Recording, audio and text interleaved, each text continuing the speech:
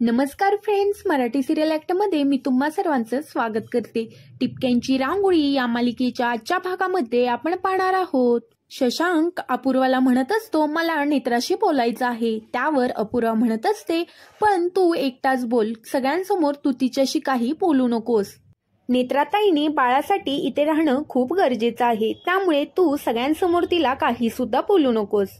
तुला जे काही बोलायचं आहे ते शांतपणे नेत्राताईच्या रूम मध्ये जाऊन बोल, असं अपूर्वा म्हणत असते। पण शशांक हा काही सुद्धा ऐकायला तयार होत नसतो।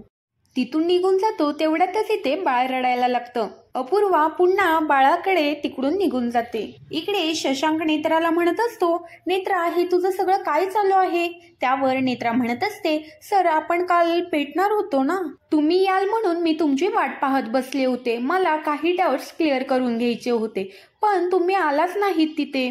त्यावर शशांक म्हणत असतो, नेत्रा तुझे हे सगळं काय चाललं आहे ना, ते सगळं मला माहित आहे।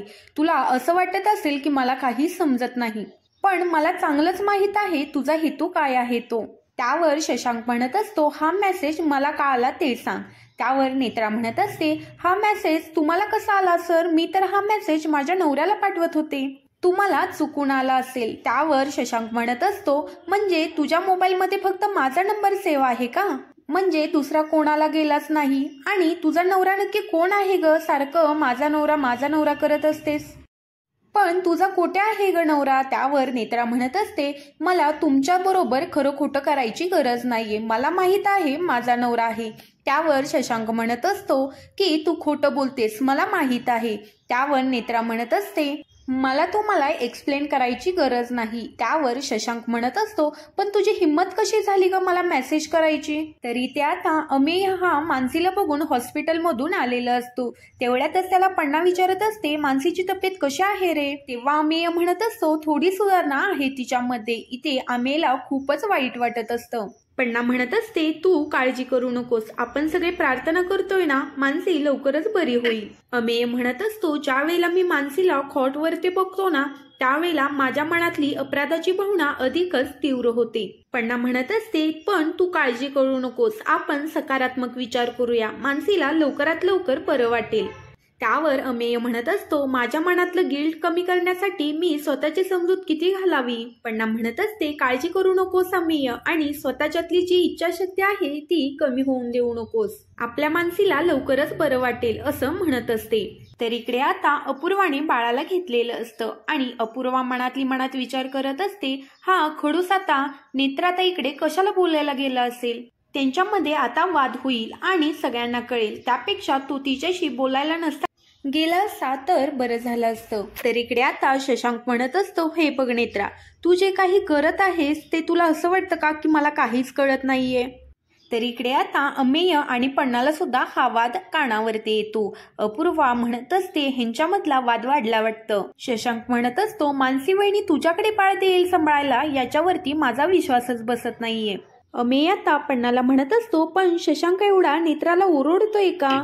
पण्णा म्हणत असते, अरे दिवसभर एवढं ती बाळाचं करत असते, मला वाटतंय तिचं ऑफिसमधलं काम बाकी राहिलेलं असेल, म्हणून तो तिच्यावरती ओरडत असेल। त्यावर शशांक म्हणत असतो, नेत्र तुला माहित आहे का, मानसी वहिनीला तू अजिबात आवडायची नाहीस, मग ती तुझ्याकडे बाळ सांभाळायला का देईल? त्यावर नेत्रा म्हणत असते, म्हणजे तुमचा माझ्यावरती विश्वास नाहीये का? मग सिद्ध करा ना असे असेल तर। त्यावर शशांक म्हणत असतो, हो ते तर सिद्ध होणारच आहे, कारण मानसी वहिनी ज्या वेळेला इथे बरी होऊन येईल ना, त्यावेळेला ती सगळ्यांना सांगणार आहे, त्याच्या आधीच तू इथून निघून जा, तेच तुझ्यासाठी बरं आहे। त्यावर आता इकडे अपूर्वा म्हणत असते की मला ज्याची भीती होती ना तेच आता चालू आहे, मी खडूसला जाऊन कसं थांबवू? तर इकडे आता नेत्रा शशांकला म्हणत असते, सर तुम्हाला तो मेसेज चुकून आला, तो मेसेज मला तुम्हाला करायचा नव्हता। शशांक म्हणत असतो, पण तो मेसेज चुकून मलाच का आला? तुझ्याकडे दुसरी नंबर नाहीत का? इकडे एवढ्यातच बाळ रडू लागतं आणि अपूर्वा ही बाळाला हातामध्ये घेते। तर इकडे शशांक हा नेत्राला म्हणत असतो, तुझा खोटा चेहरा आता सगळ्यांसमोर आलेला आहे, पण तो माझ्या समोर आता आणू नकोस, कारण तू कशी आहेस ते मला चांगलेच कळलेलं आहे, तू किती खोटी आहेस ना ते मी सगळ्यांच्या लक्षातच आणून देईल बघ। तेवढ्यातच तिथे अमेय येतो आणि अमेय म्हणत असतो, शशांक पण तू तिच्यावरती एवढा का ओरडतोयस? त्यावर नेत्रा आता नाटक करत असते आणि म्हणत असते, बघा ना ते माझ्यावरती खोटे नाटे आरोप करत आहेत आणि मी त्यांना हात जोडून माफी सुद्धा मागितली की माझ्याकडून चुकी झाली. अमेय त्यावरती म्हणत असतो, हो हे बघ शशांक, जे तुझं ऑफिसमधील आहे ना ते ऑफिसमध्येच बघायचं. नेत्रा आपल्या घरची पाहुणी आहे, ती आपल्या सोबत चांगलीच वागते म्हटल्यावर आपल्यालाही तिच्यासोबत चांगलंच वागलं पाहिजे. तू तिच्याशी असं बोलू शकत नाही. तेवढ्यात तिथे अपूर्वा सुद्धा बाळाला घेऊन आलेली असते आणि नेत्राही सगळ्यांसमोर नाटक करत असते. नेत्रा म्हणत असते, शशांक सर मला माफ करा, तो मेसेज माझ्याकडून तुम्हाला चुकून आला. त्यावर अमेय म्हणत असतो, कोणता मेसेज? माई सुद्धा म्हणतात, कोणता मेसेज आला आहे? या नेत्राला काय बोलावं कळतच नाही. मी सांगते तुम्हाला सगळ्यांना. तेवढ्यातच तिथे अपूर्वा येते आणि बाळाला नेत्राकडे देते आणि म्हणते, मी सांगते तुम्हाला काय झालं ते. नेत्राताईने बाळाला माझ्याकडे दिले होतं आणि बाळ सुद्धा माझ्याकडे व्यवस्थित राहिलं होतं.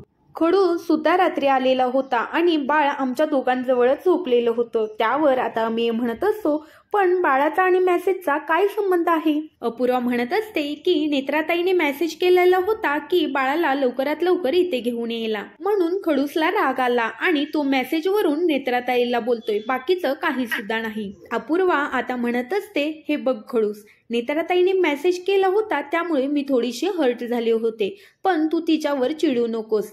तिकडे आता शशांकला खूपच राग आलेला असतो. अपूर्वाचं बोलून झाल्यानंतर शशांक हा तिथून निघून जातो. त्यावर माई म्हणत असतात, हे बघ नेत्रा, तू अपूर्वाला दुसऱ्यासारखं वागवत जाऊ नकोस. ज्या वेळेला मानसी होती ना त्यावेळेला सगळ्यात जास्त स्वप्न कोणी बघितली होती तर ती अपूर्वाने बघितलेली होती. त्यामुळे तिला वाईट वाटेल असं काही सुद्धा बोलत जाऊ नको. तरी ते आता सगळे निघून जातात. इकडे नेत्रा विचार करत असते, एवढं सगळं झालं तरी सगळ्यांच्या नजरेमध्ये अपूर्वा चांगली होऊन गेली ना, तिला आता चांगलाच धडा शिकवायला हवा. तर इकडे आता कुकी हा ऑफिसमधून आलेला असतो आणि सुमी म्हणत असते, किती छान पतंग आणले आहेस तू कुकी. कुकी म्हणत असतो की हळू ग सुमी, फाटतील ते. त्यावर सुमी म्हणत असते, अरे मी लहान आहे का फाडायला? त्यावर कुकी म्हणत असतो, अरे बापरे, मी लहान आहे का फाडायला? पण मोठेपणाचा आवडण्यापेक्षा लहानपण केव्हाही बरं, कळतंय का तुला? आणि मी यामध्ये आपल्या अपूर्वाला 10 पैकी 10 मार्क्स देईल. आपण आता पतंग बनवणार आहोत, त्यामुळे प्राचू आणि अपूर्वा सुद्धा बोलवून आण. सुमी म्हणत असते, प्राचू ही अभ्यास करते आणि अपूर्वा येते का नाही काय माहीत, कारण ती अपसेट होती. कुकी म्हणत असतो की काय झालं आहे, परत शशांक आणि तिचं भांडण झालं आहे का? सुमी त्यावर म्हणत असते, कुकी तुला माहित आहे का, शशांक दादाने नेत्राला चांगलंच झापलेलं आहे. कुकी म्हणत असतो, ती नेत्रा आली आहे ना तेव्हापासून दोघांमध्ये काड्या घालण्याचा प्रयत्न करत असते. त्या दोघांमध्ये कशी भांडणं होतील ना याच्याकडे तिचं लक्ष असतं. त्यावेळी सुमी म्हणत असते की हे सगळं शशांक दादाच्या चांगलंच लक्षात आलेलं आहे. ती नेत्रा कशी आहे आणि त्याच्यामुळे अपूर्वाला त्रास होतोय हे सुद्धा त्याला कळायला लागलेलं आहे. कुकी म्हणत असतो, उद्या संक्रांत आहे ना, मग उद्यापेक्षा चांगला दिवस कोणताही असू शकत नाही. उद्या आपण त्या नेत्राचा पतंग कापून टाकू. तर इकडे आता अपूर्वा ही खूप टेन्शन मध्ये बसलेली असते आणि विचार करत असते, नेत्राताईने खडूसला आय लव्ह यू टू असा मेसेज कसा काही केला? म्हणजे अजून सुद्धा तिचं खडूसवरती प्रेम आहे, पण आय लव्ह यू टू आपण मेसेज हा कुणावरच्या तरी प्रेमाला रिप्लाय देण्यासाठी करतो. तेवढ्यातच सुमी येते आणि सुमी हे सगळं बोलणं ऐकत असते.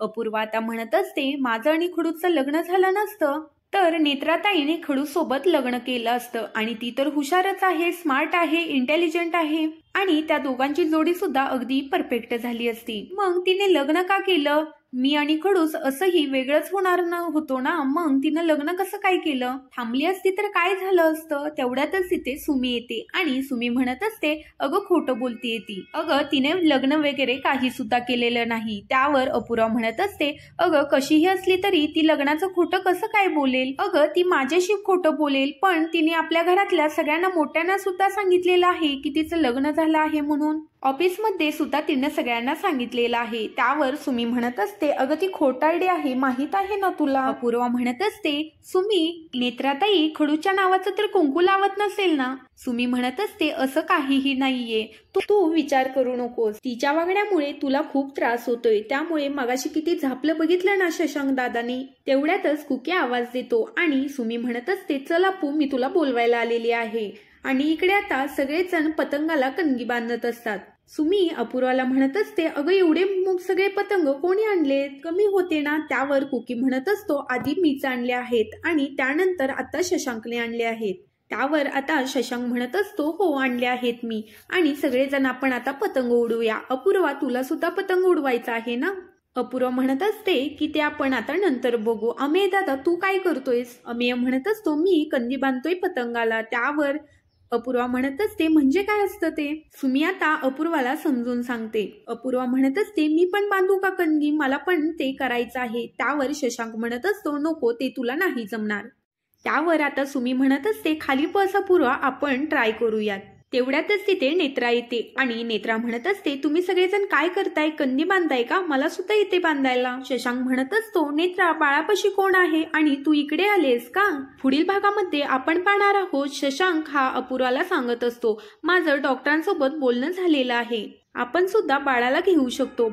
बाळावरचा धोका पूर्णपणे टळलेला आहे. हे सांगितल्यानंतर अपूर्वाला सुद्धा खूप आनंद होतो आणि ती प्रेमाने खडूसला मिठी मारते आणि थँक्यू खडूस असं म्हणते. तर आता इकडे अपूर्वा ही माईंना म्हणत असते, बाळाबाबतीत डॉक्टरांबरोबर बोलणं झालेलं आहे आणि त्यांचं असं म्हणणं आहे की आपण सुद्धा बाळाला घेऊ शकतो, कारण बाळावरचा धोका आता पूर्णपणे टळलेला आहे. नेत्रा म्हणत असते, मानसी वहिनी येईपर्यंत आपण असंच बाळाला सांभाळायला हवं. सुहा काकू म्हणत असतात, आम्ही सगळेजण आहोत नाही ते बाळाची काळजी घ्यायला, तू इथे नाही राहिलीस तरी पण चालेल. तरी ते नेत्राही त्यांच्याकडे बघतच राहते. असेच मालिकेचे अपडेट जाणून घ्यायचे असेल तर चॅनेलला सबस्क्राईब करा.